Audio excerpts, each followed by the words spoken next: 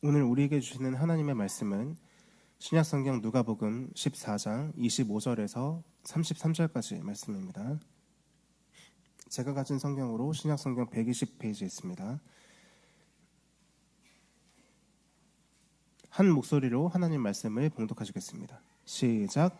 수많은 무리가 함께 갈새 예수께서 돌이키사 이르시되 무릇 내게 오는 자가 자기 부모와 처자와 형제와 자매와 더욱이 자기 목숨까지 미워하지 아니하면 능히 내 제자가 되지 못하고 누구든지 자기 십자가를 지고 나를 따르지 않는 자도 능히 내 제자가 되지 못하리라.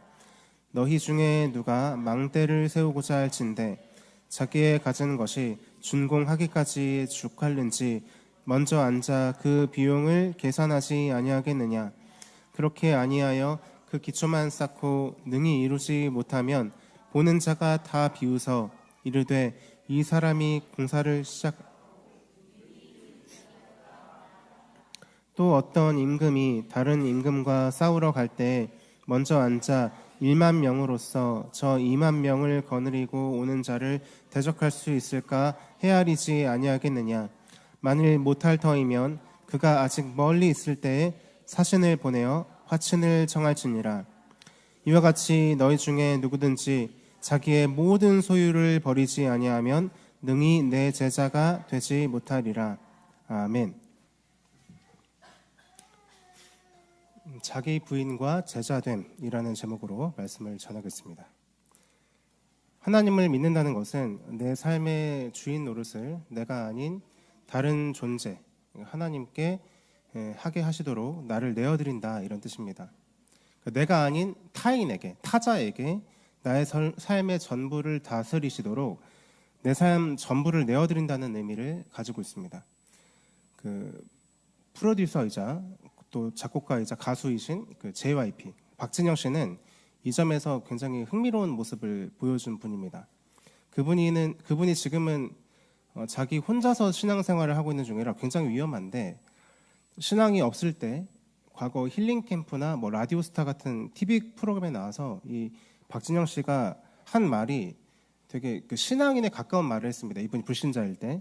그분은 진화론이 아니라 창조론이 더욱더 과학적이다라는 사실을 받아들이고, 또한 고대 중동 지방의 고고학적인 역사들과 성경의 역사 증언이 일치한다라는 사실을 직접 중동 지방에 가서 공부하면서 발견했습니다. 2년 동안 이스라엘에 가서 공부를 했대요. 직접 가가지고 진리를 탐구하기 위해서 이러한 노력을 한 거죠. 인생에는 목적이 있고 그 인생을 어떻게 사는 것이 인간으로서 의미가 있는 삶인가, 이런 것들을 성경에서 증언하는 그러한 내용들을 이 박진영 씨가 받아들였습니다. 그런데 그러니까 진리에 대한 지적인 깨달음이 있었다라고 이해할 수 있겠죠. 그런데 마지막 하나를 넘어가지 못해서 박진영 씨는 그때까지 불신자로 남아 있었는데, 그게 뭐냐면 바로 살아계신 하나님이라는 인격을 경험하지 못한 겁니다. 머리로는 이게 지식적으로 다 맞고 진리구나라는 걸 받아들였는데, 살아계신 인격이신 하나님을 만나지 못해서 그리스도인이 되지 못한 거죠. 말하자면 불신자로 남아있게 된 거죠. 이게 신앙이고 본질인데, 살아계신 하나님 만나는 거, 이게 본질인데, 그래서 그분께 나의 삶의 주인자리를 맡기고 나는 그 자리에서 내려오는 것이 신앙의 본질이고 핵심인데, 이걸 못하게 됐던 겁니다. 박진영 씨가 그때 라디오스타에 나와서 이런 이야기를 했습니다. 머리로는 알겠는데 도저히 믿어지지가 않는다. 머리로는 알겠는데 도저히 믿어지지 않는다. 박진영 씨가 가졌던 이런 구도자적인 신앙의 고민은 오늘날 이제 교회를 다니면서도 신앙에 대한 혹은 진리에 대한 아무런 고민이 없이 그냥 평안하게 출석하는 것보다는 훨씬 솔직하고 가치 있을 수 있겠다, 이런 생각이 들기도 합니다. 왜냐하면 예수님을 믿는다는 것은 교회를 출석하면 믿는 거다, 이렇게 말할 수 있을 만큼 단순한 문제가 아니기 때문입니다.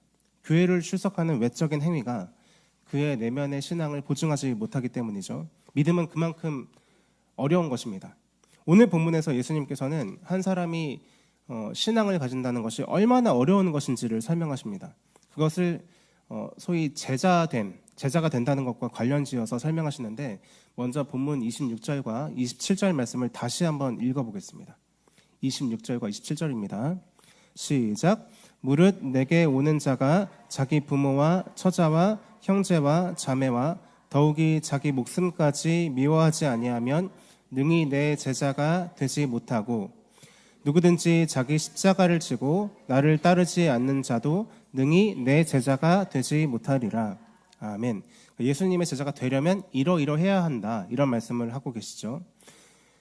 그럼 예수님의 제자가 된다는 건 어떤 의미를 가지고 있을까요? 예수님의 제자가 된다는 것은 일반적인 의미에서, 이 세상적인 의미에서 제자가 되는 것과는 차이가 있습니다. 여러분들 단순하게 생각해도 예수님의 제자가 되는 것과 어느 학원 강사의 제자가 되는 거랑은 같은 제자가 되는 게 아니구나라는 거에 확 느껴지지 않으십니까? 일반적인 제자는 스승으로부터 학문, 기술, 방법 이런 것들을 배우는 것이고, 만약 그 배움의 과정이 끝났다면 그 스승과의 인격적인 관계를 이제 떠나서 하산하고 내려오면 됩니다. 이것이 일반적인 제자입니다. 그런데 예수님의 제자가 된다는 것은 예수님이란 스승으로부터 뭔가를 배운다는 의미도 물론 있지만, 이 배운다는 의미가 강하기보다는 예수님이라는 인격, 그 존재 자체를 받아들이는 것을 의미합니다. 다시 말해서 예수님을 믿는 것이 곧 예수님의 제자라는 뜻입니다. 이런 의미에서 예수님의 제자는 곧 신자를 가리키는 것입니다. 성경에서도 이 제자라는 단어는 신약 성경에서 복음서 그리고 사도행전에만 주로 등장하고, 이제 서신서가 본격적으로 시작되는 로마서 이후로는 이 제자라는 단어는 거의 등장하지 않습니다. 대신 제자 대신에 하나님의 부르심을 받는 성도, 믿음을 가진 자 등의 표현으로 이 제자라는 말이 대치되는 거죠. 제자는 그래서 곧 신자를 가리키는 것입니다. 그런 의미에서 우리는 제자가 되어야만 구원에 이룰 수 있다라는 명제에 도달하게 됩니다. 제자가 되는 것은 부담스러우니까 나는 그냥 멀찌감치 떨어져서 관망하는 사람 정도만 되겠다, 이런 수준에서는 구원을 받을 수가 없고, 반드시 제자가 되어야만 구원에 이룰 수 있다라는 것입니다. 그렇기 때문에 구원을 소망하는 사람이라면 제자가 되어야 할지 말아야 할지를 고민할 여지가 없습니다. 반드시 제자가 되어야만 하는 것이죠, 구원을 받기 위해서. 그래서 오늘 예수님께서 제자됨을 말씀하실 때 이것은 신앙에 있어서 특별한 부르심을 받은 사람 정도만 이렇게 살아야 되는구나 라고 생각하실 게 아니라, 모든 신자가, 이 자리에서 구원을 소망하는 모든 신자가 다 이 정도 수준으로 살아야 한다는 것을 의미하는 것입니다. 방금 읽었던 구절에서 예수님께서 이렇게 말씀하셨습니다. 자기 부모와 처자식과 형제와 자매와 자기 목숨까지 미워하지 아니하면 능히 내 제자가 되지 못할 것이다. 이 말씀을 들으면 예수님의 제자가 되는 게 어렵겠다라는 생각이 들기 전에, 이게 예수님이 하시는 말씀이 맞나, 이런 생각부터 들지 않으십니까? 하나님께서는 사랑의 하나님이신데 십계명의 제5계명이 내 부모를 공경하란데, 여기서는 부모 형제를 미워하라고, 미워하지 않으면 능히 내 제자가 될 수 없다, 이렇게 말씀하시니까 이게 어떻게 예수님께서 하신 말씀이지? 이런 생각이 들 수 있죠. 근데 이 26절의 충격적인 제자됨의 조건을 한마디의 말로 표현한 다른 그 성경 말씀이 있는데, 이거 마태복음 16장 24절에서 이렇게 말씀하십니다. 같이 읽어보겠습니다. 시작.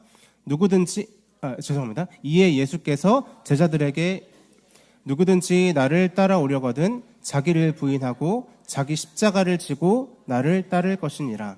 아멘. 여기서 누구든지 나를 따라오려거든, 그러니까 내 제자가 되려면 뭘 해야 되냐면 자기를 부인해야 한다라고 합니다. 자기를 부인하고, 자기를 부인하고, 이 말을 늘려서 오늘 본문에서 자기 처자, 부모, 자기 목숨까지 미워해야 한다라고 표현한 것이 오늘 본문의 26절의 말씀입니다. 자기를 부인해야만 예수님의 제자가 될 수 있습니다. 오늘은 방금 저희가 읽었던 그 마태복음 16장 24절에서 자기 십자가를 지고 나를 따를 것이니라 말씀하시잖아요. 그러니까 두 번째 요소가 자기 십자가를 지는 것인데, 자기 십자가를 지는 부분은 유보하고 첫 번째 부분인 자기 부인에 대해서만 물고 늘어지도록 하겠습니다. 그럼 자기 부인이란 무엇일까요? 말 그대로 자기 자신을 부인하는 것입니다. 자신의 생각, 감정, 의지가 이렇게 불끈불끈 솟아오를 때 이건 아니다, 이건 아니야, 잘못된 거야, 그러면 안 되지, 이런 식으로 자기 자신의 이 생각과 감정과 의지를 부정하는 것을 가리키는 거죠. 우리는 이 점에 있어서 불교가 굉장히 비슷한 이야기를 하는 것을 보게 됩니다. 불교에서도 이런 식으로 얘기하거든요. 자기를 내려놓고 이 자연과 하나가 되어서 내가 나무인지 나무가 나인지 모르게 하나가 되어라. 이렇게 말합니다. 불교에서는 어떻게 이제 구원관을 얘기하냐면 인간의 이 고통의 원인이 인간 안에 있는 욕심이라고 보고 인간의 자아를 내려놓고 욕심을 내려놓고 자연과 하나 될 때 해탈의 경지에 이르러서 모든 고통에서 벗어날 수 있다. 이것이 구원받는 것이다. 이것이 불교에서 말하는 구원관이고 인간관이라고 하는 것입니다. 불교에서는 내 자아를 버리고 자연과 하나가 되어야 합니다. 인간의 자아가 없어져야 하는 거죠. 근데 지금 예수님께서 말씀하시는 자기 부인은 네 자아를 없애버려라 이런 의미가 아닙니다. 물론 얼핏 들으면 비슷한 요소가 있다라고 인정할 수도 있겠지만 예수님께서 말씀하시는 자기 부인은 자아를 없애버리는 것만을 의미하는 게 아닙니다. 에베소서 4장 22절에서 24절까지의 말씀 보시면 자기 부인이 무엇인지를 잘 말해주고 있는데 같이 한번 읽어보겠습니다. 시작. 너희는 유혹의 욕심을 따라 썩어져가는 구습을 따르는 옛사람을 벗어버리고 오직 너희의 심령이 새롭게 되어 하나님을 따라 의와 진리의 거룩함으로 지으심을 받은 새 사람을 입으라. 아멘. 성경에서 말하는 자기 부인은 하나님을 믿는 믿음을 가지게 된 새 사람이 지금까지 내가 가지고 있었던 옛사람을 벗어버리는 것을 말합니다. 새 자아를 가진 사람이 내 안에 남아있는 옛 자아를 버리는 것, 이것이 자기 부인이라는 거죠. 그래서 자기 부인은 새 사람, 새 자아를 입지 않고서는 할 수 없는 그런 성화의 과정이라고 말할 수 있습니다. 하나님을 믿는 믿음을 가진 사람은 이중의 자아를 가지게 됩니다. 두 가지 자아를 가지게 됩니다. 그것은 새 자아와 옛 자아를 가리키는 거죠. 이 새 자아와 옛 자아가 내 영혼 안에서 끊임없이 갈등을 일으키면서 새 자아는 은혜로 역사하고 옛 자아는 이제 죄로 역사하게 만드는 거죠. 죄와 은혜가 치열하게 싸우는 거예요. 이 신자 안에서. 이 갈등을 잘 표현하고 있는 구절이 로마서 7장에 나와 있습니다. 로마서 7장 18절부터 25절까지 말씀 보면 확연하게 이 신자 안에 있는 두 자아가 갈등하고 있는 모습이 나오는데 제가 한번 읽어보겠습니다. 내 속 곧 내 육신에 선한 것이 거하지 아니하는 줄을 아노니 원함은 내게 있으나 선을 행하는 것은 없노라. 내가 원하는 바 선은 행하지 아니하고 도리어 원하지 아니하는 바 악을 행하는도다. 만일 내가 원하지 아니하는 그것을 하면 이를 행하는 자는 내가 아니요 내 속에 거하는 죄니라. 그러므로 내가 한 법을 깨달았노니 곧 선을 행하기 원하는 나에게 악이 함께 있는 것이로다. 내 속사람으로는 하나님의 법을 즐거워하되 내 지체 속에서 한 다른 법이 내 마음의 법과 싸워 내 지체 속에 있는 죄의 법으로 나를 사로잡는 것을 보는도다. 오호라, 나는 곤고한 사람이로다. 이 사망의 몸에서 누가 나를 건져내랴. 우리 주 예수 그리스도로 말미암아 하나님께 감사하리로다. 그런즉 내 자신이 마음으로는 하나님의 법을, 육신으로는 죄의 법을 섬기노라. 아멘. 하나님을 믿는 믿음을 가진 사람 사이에 안에 새 자아와 옛 자아가 있어서 둘이 치열하게 싸우는 모습을 보여주죠. 지금 이 사람은 인정하고 있어요. 그렇죠? 내 속에 나는 하나님의 법을 따르고 선을 행하길 원하는데 내 속에 다른 법이 있는 거예요. 악을 행하길 원하는 다른 자아가 있어서 둘이 치열하게 싸우고 있다. 이렇게 얘기하죠. 이것이 신자 안에서 하나님을 믿는 믿음을 가진 사람들 안에서 벌어진 일입니다. 불신자 안에는 이런 갈등이 존재하지 않습니다. 왜냐하면 불신자에게는 새 자아가 없거든요. 불신자에게는 옛 자아만 있어요. 근데 옛 자아는 새 자아를 입은 우리 신자들 입장에서 내가 옛날에 가지고 있었던 자아니까 옛 자아지, 불신자 입장에서는 지금 내가 가지고 있는 자아니까 현재 자아예요. 옛 자아가 아니고. 그래서 불신자는 단일한 의지를 가지고 죄를 짓습니다. 죄를 짓고 싶으니까 죄를 짓는 거예요. 만약 불신자가, 하나님 믿지 않는 사람이 이 죄를 짓기 전에 이 죄를 지을까 말까 갈등을 한다면 그 갈등은 이 죄를 지으면 감옥 가게 될 텐데, 혹은 이 죄를 지으면 내 이 명성이 떨어질 텐데, 이렇게 내 신상의 빛이 불이익 때문에 갈등을 하는 거지, 하나님의 뜻을 따르고자 하는 선한 의지가 이 죄와 갈등을 하는 그런 식의 갈등이 아니라는 거죠. 그런데 신자는 새 자아와 옛 자아 간의 갈등이 항상 있고 서로 이 새 자와 옛 자가 이 영혼의 주인 노릇을 하기 위해서 평생 이 신자를 괴롭힙니다. 그래서 자기 부인이라고 하는 과정은 옛 자를 죽이고 새 자로 살아가는 삶을 가리키는 것입니다. 그래서 이 자기 부인은 크게 두 가지를 버리는 것으로 가능해집니다. 두 가지를 버려야지 자기 부인이 되는 것인데, 첫 번째는 뭐냐면 자기 의를 버리는 것이고, 두 번째로는 자기 사랑을 버리는 것입니다. 이 두 가지를 버려야지만 자기를 부인할 수 있다라는 것입니다. 다르게 표현하면 이 자기 의와 자기 사랑, 이 두 가지가 나를 부인하는 것을 어렵게 만드는 요소, 원인이라고 말할 수 있습니다. 자기 의와 자기 사랑을 버려야 하는데, 첫 번째로는 자기 의를 버려야 한다라는 것이죠. 방금 제가 에베소서 말씀 인용하면서 자기 부인은 옛 자를 벗어버리고 새 자를 입는 것이다 라는 말씀 드렸잖아요. 원래 내가 가지고 있었던 인격을 버리고 하나님의 인격으로 나를 채워가는 일이 이 자기 부인입니다. 이렇게 할 때 구원을 얻고 이제 의로운 삶을 살아갈 수 있습니다. 근데 이 자기 의를 가지게 되면 자기 존재, 자기 자신의 삶으로 충분하고 나는 아무 문제가 없고 나는 만족스럽다라고 생각하게 됩니다. 그리고 내가 한 조금 괜찮은 행동에 엄청난 의미를 부여하는 거예요. 나는 이런 정도의 일을 할 수 있는 사람이다. 이 정도로 대단하다. 그래서 내가 지금까지 교회에서 드린 헌금, 내가 지금까지 교회에서 한 봉사, 내가 지금 한 찬양 인도, 내가 한 설교, 이런 것들이 굉장히 큰 자기 의가 되는 거죠. 나 이 정도 할 수 있는 사람이고 해온 사람이야. 자기 자신으로 충분하기 때문에 굳이 하나님이라는 인격을 받아들여서 나를 채울 생각을 하지 못합니다. 자기 자신이 꽤나 괜찮은 사람이다라고 생각하고 살아갑니다. 이러한 자기 의는 먼저는 하나님을 믿기 전에 불신자의 영혼 속에 존재하면서 하나님을 받아들이지 못하게 하는 원인으로 작용합니다. 그러니까 불신자들에게는 자기 의가 있어요. 어떤 의가 있냐면, 우리가 전도할 때 이렇게 하잖아요. 여러분, 우리는 죄인입니다. 회개하고 예수 그리스도를 믿어야지 구원받을 수 있습니다. 이렇게 전도하잖아요. 그러면 그 사람들은 그렇게 얘기하는 거죠. 내가 무슨 죄인이야? 나 법을 어기지 않고 지금까지 잘 살아왔는데 난 예수님 필요 없어. 난 그런 종교에 의지하지 않아도 돼. 이러한 자기 의가 있는 거죠. 그러다가 어떻게 은혜를 받아서 예수님을 믿게 되고 초신자가 되면, 예수님을 믿고 나서 이제 막 초신자가 되면 이러한 자기 의가 별로 없어요. 이제 막 내가 잘못했구나, 죄인이구나, 나한텐 예수님이 필요하구나 해서 예수님 믿게 됐기 때문에 초신자의 상태에서는 자기 의가 별로 없어요. 그런데 이 초신자의 상태를 지나서 신앙의 연수가 조금씩 늘어날 때 다시 이 자기 의가 고개를 듭니다. 말씀도 많이 들었고 지금까지 교회에서 혹은 교회 바깥에서 이 신앙을 가지고 봉사활동을 하고 뭐 신앙생활을 하고 교회를 섬기고 하는 게 있기 때문에 이게 자기 의가 된 거예요. 그래서 내가 지금까지 뭐 새벽 기도를 안 빠졌는데, 내가 지금까지 주일을 성수했는데, 내가 지금까지 헌금을 얼마를 했는데, 내가 지금까지 뭐 찬양팀으로 뭘 어떻게 해서 봉사를 어떻게 했는데, 그러니까 내가 만약에 문제가 있다면 나보다 못하고 헌금도 안 하고 주일도 빠진 저 사람은 훨씬 문제다. 이런 식으로 자기 의를 가지게 되는 거죠. 이렇게 자기 의를 가진 사람에 대해서 존 라일이라고 하는 청교도가 아주 단호한 말로 그런 생각을 지적합니다. 이런 말을 합니다.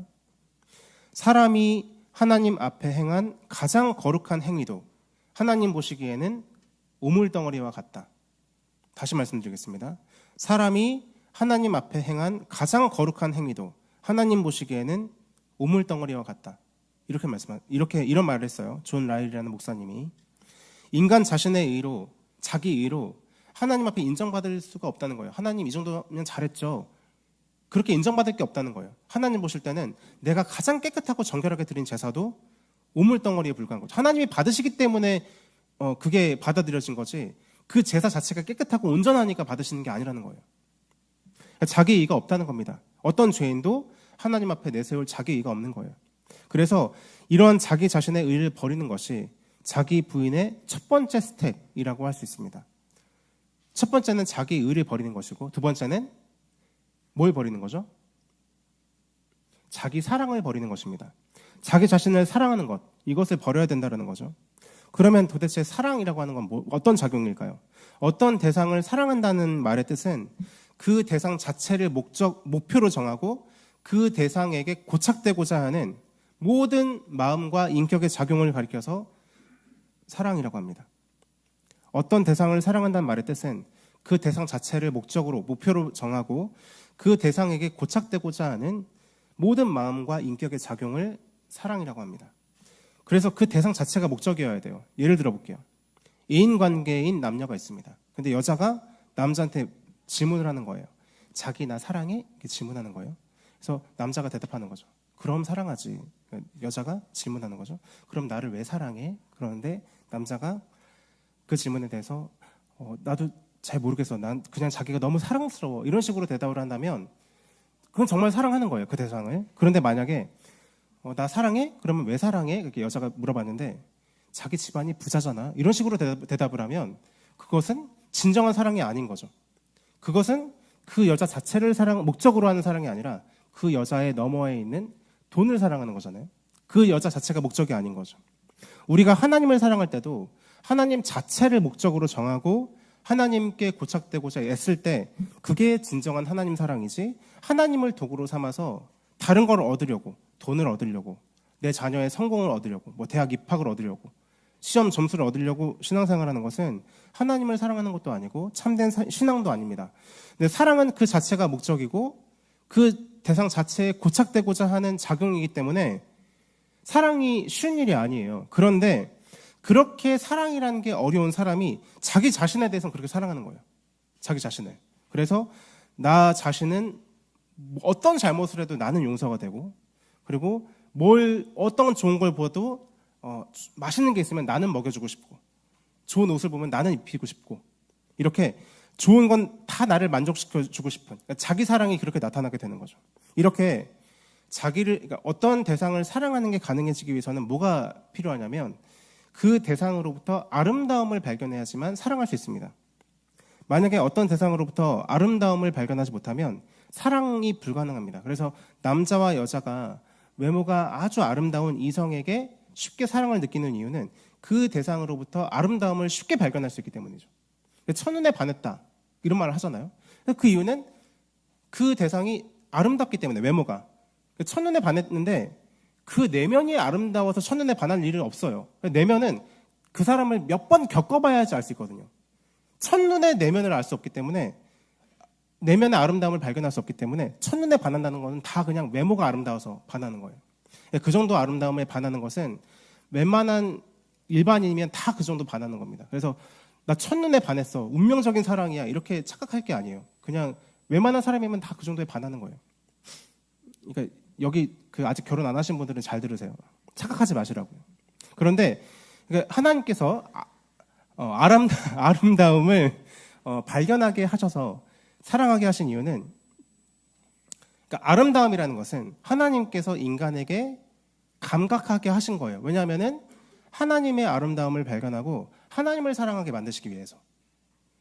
하나님께서 인간에게 아름다움을 감각하게 하신 목적은 하나님이 가지고 계신 아름다움을 인간이 발견해서 하나님을 사랑하게 만드시기 위해서예요. 그래서 우리가 인간이 아름다움을 느끼는 기준이 다 주관적이다 이렇게 생각하시잖아요. 그렇지 않아요. 나이아가라 폭포, 금강산, 가을 절경 이런 걸 보면서 이게 아름다움의 기준이 다 주관적이면 어떤 사람은 나이아가라 폭포 보면서 왜 이렇게 더러워 이렇게 할 거고, 어떤 사람은 이쁘네 이럴 거 아니에요. 근데 그렇지 않잖아요. 100이면 100다, 너무 예쁘다, 아름답다 이렇게 느끼지. 아름다움의 기준이 거의 다 일정하다는 걸 보여주는 거죠. 주관적이지 않다는 거예요. 일정해요. 그래서 그 아름다움을 느끼면 사랑하게 되는 거예요. 근데 문제는 뭐냐면 인간이 죄를 짓고 타락하게 되면서 하나님께로만 느껴야 될 아름다움을 다른 대상에 대해서 느끼는 거예요. 창세기 6장 2절 말씀 보면 이런 구절이 있습니다. 같이 읽어보겠습니다. 시작. 하나님의 아들들이 사람의 딸들의 아름다움을 보고 자기들이 좋아하는 모든 여자를 아내로 삼는지라. 네.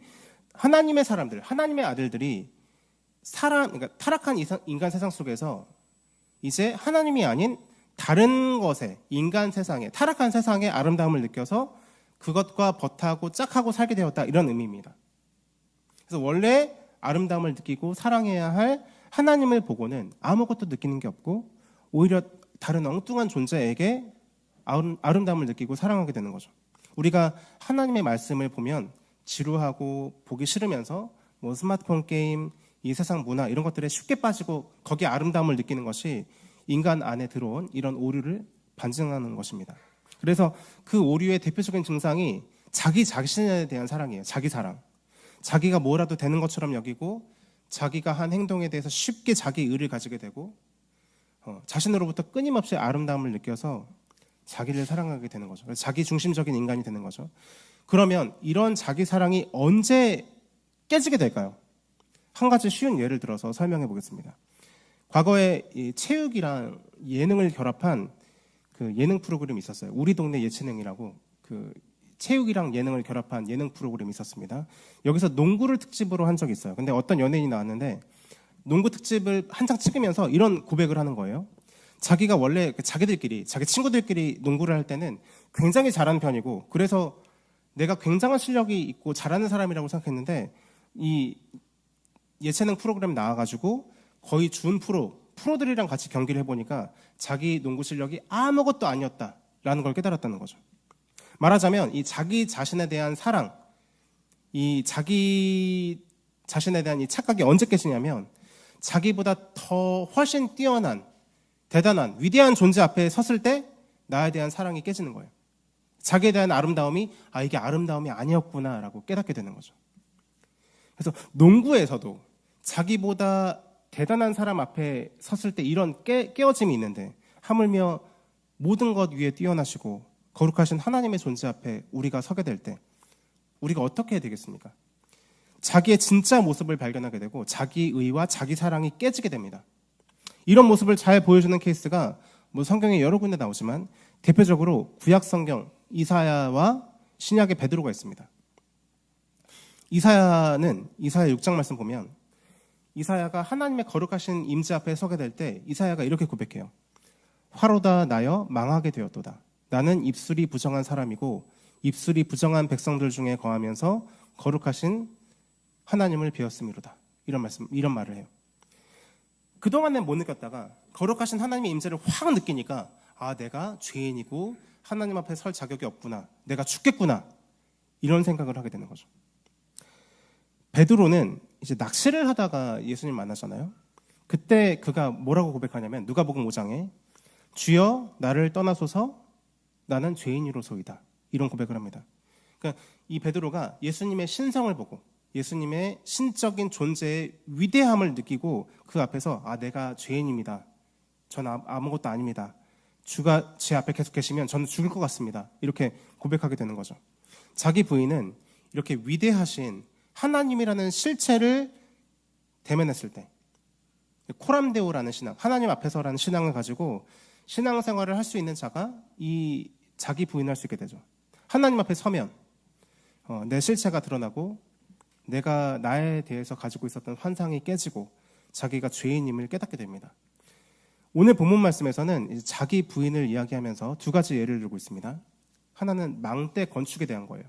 그러니까 망대를 건축하고자 하는데 내가 지금 가지고 있는 돈이랑 이 망대를 완전히 건축할 때 소요될 비용을 계산해 보지 않고 그냥 뭐 망대를 건축하는데 1,000만 원이 드는데 100만 원만 가지고 시작하면 완성을 못 시킬 거 아니에요? 그렇게 되면 시작만 했고 끝을 마무리 짓지 못했다고 비웃음을 당할 거다 이렇게 얘기하고, 두 번째는 전쟁의 예를 듭니다. 한 임금이 다른 나라랑 전쟁을 하고자 할 때 내가 가지고 있는 우리나라의 부대와 군대 숫자와 다른 나라의 군대 규모를 비교해 볼 거라는 거죠. 비교를 안 하고 전쟁했다가 지면 어떻게 해요? 그러니까 비교하고 나서 우리가 10,000명인데 저쪽에 30,000명이다 그러면 미리 가서 화친을 청하든지 하지 전쟁에서 지지 않을 거다. 그러니까 이 망대 건축과 전쟁 승리는 다 똑같은 비유인데요. 뭘 말하는 거냐면 구원을 가리키는 거예요.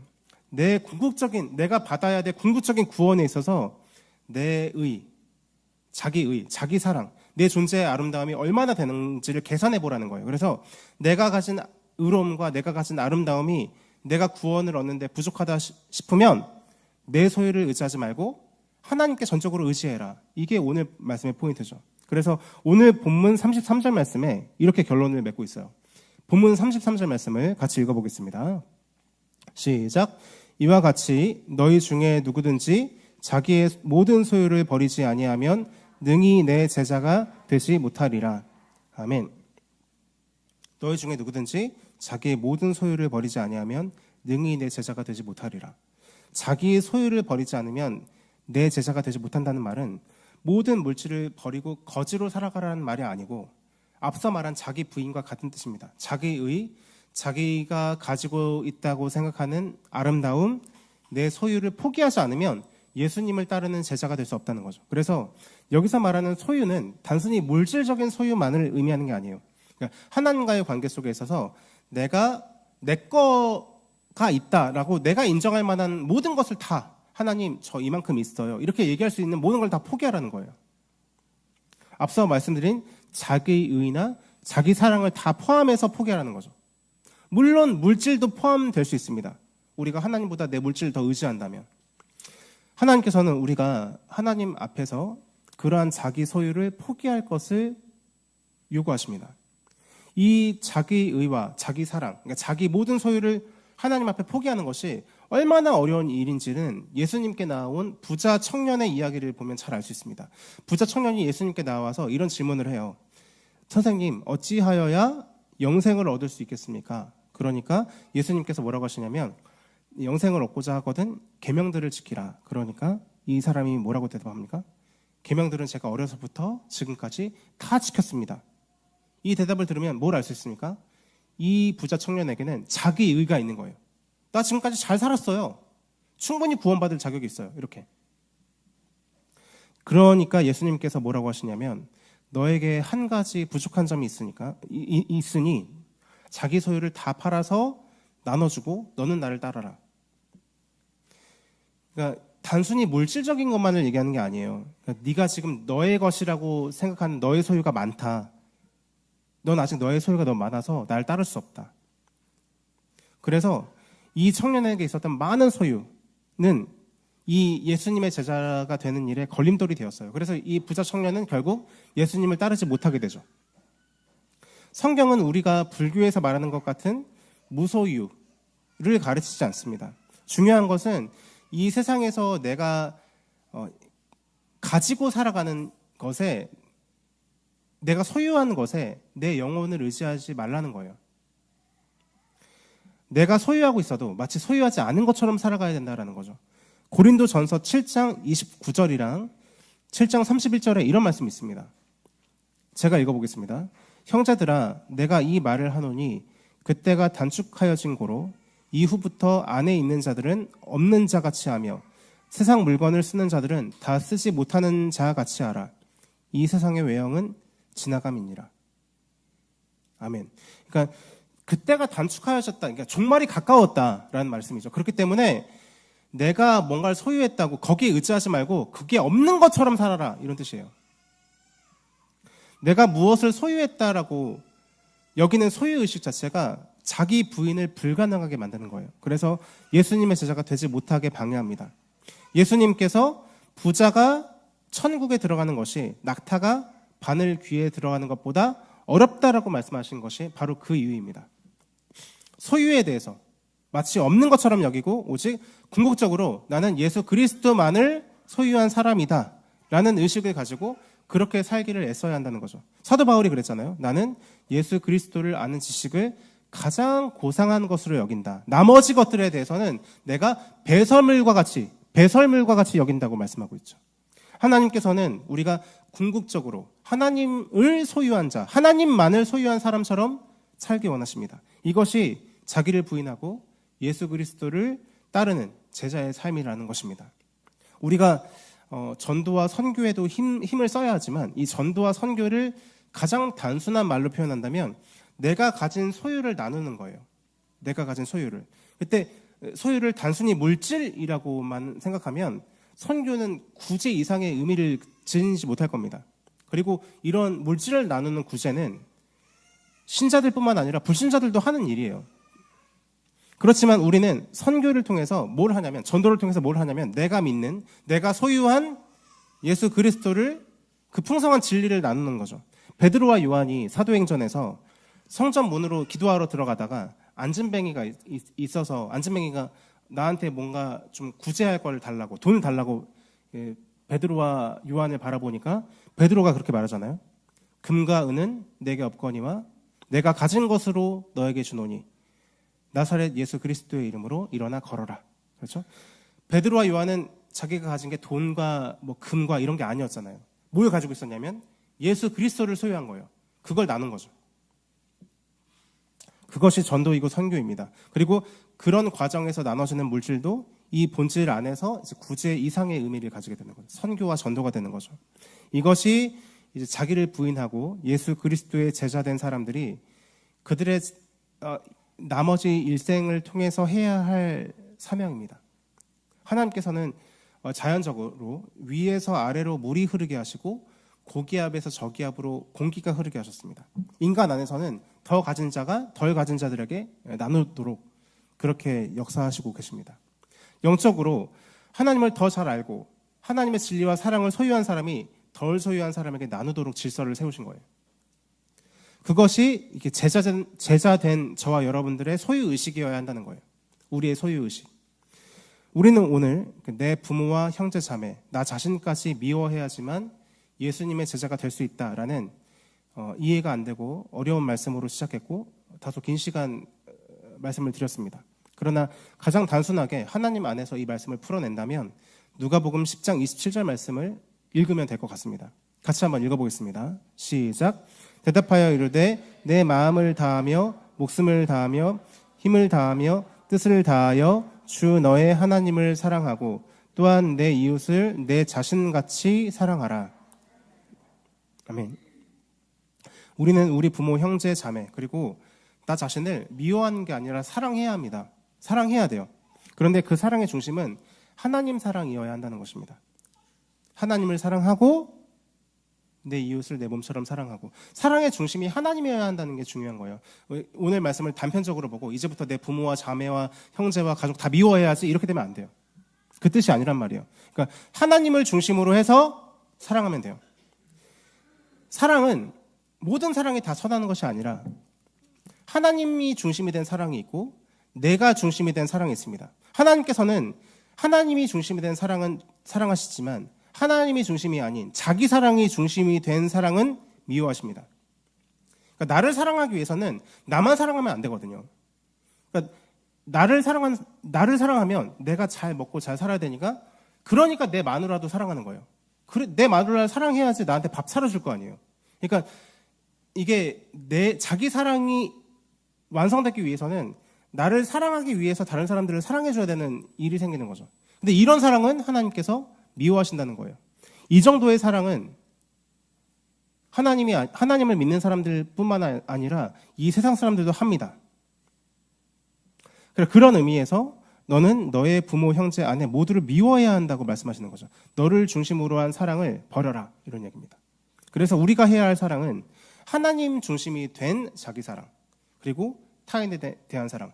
그러니까 내 이웃을 내 몸과 같이 사랑하라 하셨잖아요. 그러니까 내 몸, 자기 사랑이 없으면 타인도 사랑 못해요. 그런 의미에서는. 근데 거기서 말하는 너에 대한 사랑은 너를 중심으로 한 사랑이 아니라 하나님이 먼저 중심에 된 사랑에서 파생된 사랑을 의미하는 거죠. 그래서 우리가 하나님을 믿는다는 것은 다른 말로 하자면 자기 사랑의 질서에서 하나님 사랑의 질서로 이렇게 옮기는 걸 의미합니다. 모든 신앙의 중심에는 하나님과 나의 사랑의 교제가 있습니다. 그리고 그 사랑의 교제 안에서 비로소 자기 부인도 가능해집니다. 바라기는 우리 한 사람 한 사람이 하나님의 광대하시고 거룩하시고 존귀하신 그 실존 앞에 바로 서서 내가 하나님 앞에 아무것도 아니구나, 내세울 게 없구나, 자기 의와 자기 사랑이 다 깨어지는 그런 일들이 일어나길 소망합니다. 꿈이 있는 자유의 소원이라는 찬양의 가사를 보면 나의 작음을 알고 그분의 크심을 알며 이런 찬양의 가사가 있어요. 그러니까 하나님의 크심을 알면 그 다음에 나의 작음을 알게 되는 거죠. 내가 아무것도 아니다라는 그 인식은 하나님 앞에 섰을 때 가지게 됩니다. 그래서 하나님의 크심 앞에 나의 아무것도 아님을 깨닫는 저와 여러분들이 됐으면 좋겠습니다. 그래서 자기 의와 자기 사랑을 다 버리고 내가 가지고 있다고 생각했던 모든 소유를 다 포기하고 예수 그리스도의 십자가의 길을 따라가는 참된 제자로서 살아갈 수 있는 저와 여러분들이 다 되시기를 예수님의 이름으로 간절히 축원드립니다.